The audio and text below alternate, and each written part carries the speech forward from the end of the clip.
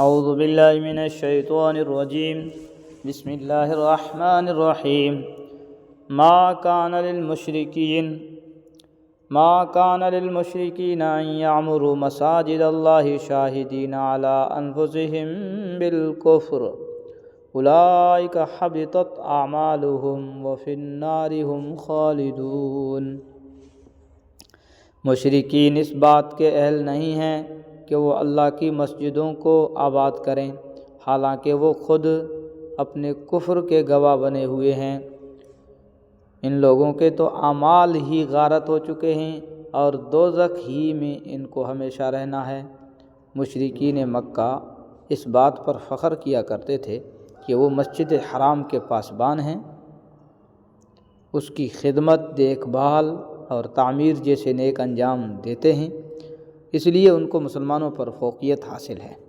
تو اس آیت نے ان کے اس زعم باطل کی تردید فرمائی ہے، اور وہ اس طرح کہ مسجد حرام یا کسی بھی مسجد کی خدمت یقیناً بڑی عبادت ہے، بشرط یہ کہ وہ ایمان کے ساتھ ہو، بشرط کہ وہ ایمان کے ساتھ ہو، کیونکہ مسجد کا اصل مقصد اللہ تعالیٰ کی ایسی عبادت ہے جس میں اللہ تعالیٰ کے سوا کسی اور کو شریک نہ ٹھہرایا جائے۔ اگر یہ بنیادی مقصد ہی مفقود ہو تو مسجد کی خدمت کا کیا فائدہ؟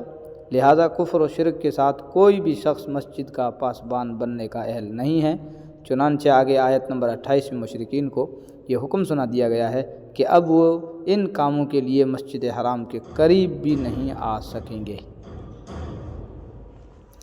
انما یعمر مساجد اللہ من آمن باللہ والیوم الآخر واقام الصلاة وآت الزکاة ولم یخش الا اللہ فعسى اولئک ان یکونوا من المہتدین۔ اللہ کی مسجدوں کو تو وہی لوگ آباد کرتے ہیں جو اللہ اور یوم آخرت پر ایمان لائے ہوں اور نماز قائم کریں اور زکوٰۃ ادا کریں، اللہ کے سوا کسی سے نہ ڈریں۔ ایسے ہی لوگوں سے یہ توقع ہو سکتی ہے کہ وہ صحیح راستہ اختیار کرنے والوں میں شامل ہوں گے۔ اجعلتم سقایۃ الحاج وعمارۃ المسجد الحرام کمن آمن باللہ والیوم الآخر وجاہد فی سبیل اللہ لا یستوون عند اللہ واللہ لا یہدی القوم الظالمین۔ کیا تم لوگوں نے حاجیوں کو پانی پلانے اور مسجد حرام کے آباد رکھنے کو اس شخص کے اعمال کے برابر سمجھ رکھا ہے جو اللہ اور یوم آخرت پر ایمان لایا ہے اور جس نے اللہ کے راستے میں جہاد کیا ہے؟ اللہ کے نزدیک یہ سب برابر نہیں ہو سکتے اور اللہ ظالم لوگوں کو منزل مقصود تک نہیں پہنچاتا۔ اس آیت کریمہ نے یہ اصول بھی بتا دیا ہے کہ تمام نیک کام ایک درجے کے نہیں ہوتے۔ اگر کوئی شخص فرائض تو ادا نہ کرے اور نفلی عبادتوں میں لگا رہے تو یہ کوئی نیکی نہیں ہے۔ حاجیوں کو پانی پلانا بے شک ایک نیک کام ہے، مگر وہ نفلی حیثیت رکھتا ہے، اور مسجد حرام کی دیکھ بھال بھی بعض حیثیتوں سے فرض کفایہ اور بعض حیثیتوں سے نفلی عبادت ہے۔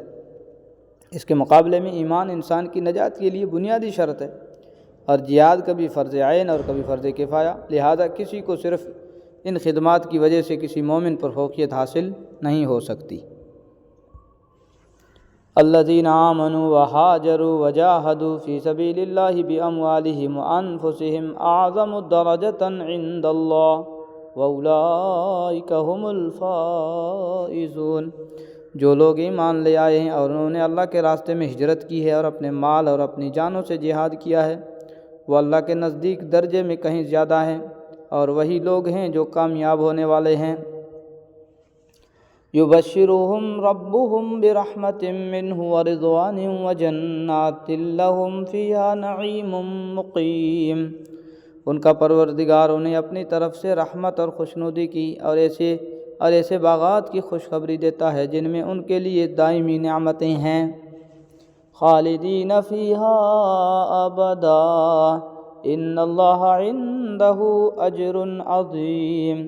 وہ ان میں ہمیشہ رہیں گے، یقیناً اللہ ہی ہے جس کے پاس عظمت والا اجر موجود ہے۔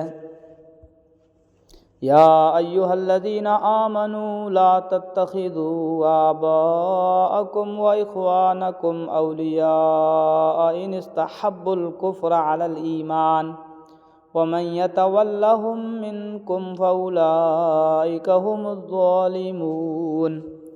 یا ایمان والو، اگر تمہارے باپ بھائی کفر کو ایمان کے مقابلے میں ترجیح دیں تو ان کو اپنا سرپرست نہ بناؤ، اور جو لوگ ان کو سرپرست بنائیں گے وہ ظالم ہوں گے۔ اس کا مطلب یہ ہے کہ ان سے ایسے تعلقات نہ رکھو جو تمہارے لیے دینی فرائض کی ادائیگی میں رکاوٹ بن جائیں۔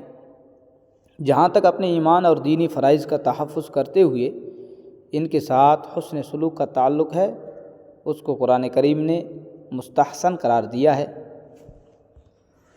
قل ان کان آباؤکم وابناؤکم واخوانکم وازواجکم وعشیرتکم واموال اقترفتموها وتجارۃ تخشون کسادها ومساکن ترضونها احب الیکم من اللہ ورسولہ وجہاد فی سبیلہ فتربصوا حتی یأتی اللہ بامرہ واللہ لا یہدی القوم الفاسقین۔ اے پیغمبر، مسلمانوں سے کہہ دو کہ اگر تمہارے باپ، تمہارے بیٹے، تمہارے بھائی، تمہاری بیویاں اور تمہارا خاندان اور وہ مال و دولت جو تم نے کمایا ہے، اور وہ کاروبار جس کے مندہ ہونے کا تمہیں اندیشہ ہے، اور وہ رہائشی مکان جو تمہیں پسند ہیں، تمہیں اللہ اور اس کے رسول سے اور اس کے راستے میں جہاد کرنے سے زیادہ محبوب ہیں، تو انتظار کرو یہاں تک کہ اللہ اپنا فیصلہ صادر فرما دے، اور اللہ نافرمان لوگوں کو منزل تک نہیں پہنچاتا۔ فیصلے سے مراد سزا کا فیصلہ ہے۔ اس آیت نے واضح فرما دیا ہے کہ ماں باپ، بھائی بہن، بیوی بچے، مال و دولت، گھر، جائیداد، تجارت اور کاروبار، ہر چیز اللہ تعالیٰ کی نعمت ہے، ہر چیز اللہ تعالیٰ کی نعمت ہے، لیکن اسی وقت جب وہ اللہ تعالیٰ کے احکام بجا لانے میں رکاوٹ نہ بنے۔ اگر رکاوٹ بن جائے تو یہی چیزیں انسان کے لیے عذاب بن جاتی ہیں۔ صدق اللہ العظیم۔